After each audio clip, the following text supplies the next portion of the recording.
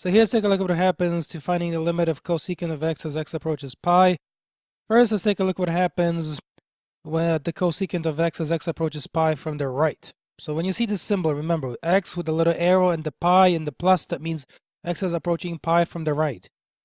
So when you see that over here in the picture on the left side, you've got a little arrow that represents the values of x are going towards pi from the right side.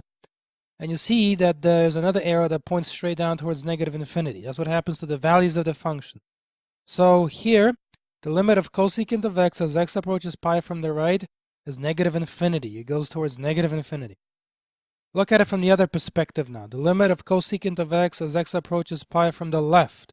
So here you've got x with the arrow and the pi and a little minus above the pi. So x is going towards pi from the left side of pi. You see that in the picture. As x approaches pi from the left, the values of the function shoot off towards positive infinity. What that tells you as a result is that the limit of cosecant of x as x approaches pi, so not just pi from the right and not just pi from the left, but just pi, does not exist. And you see that in the pictures because the tendency of the function from the right and the left of pi are very different clearly. Therefore, the limit of cosecant of x as x approaches pi does not exist.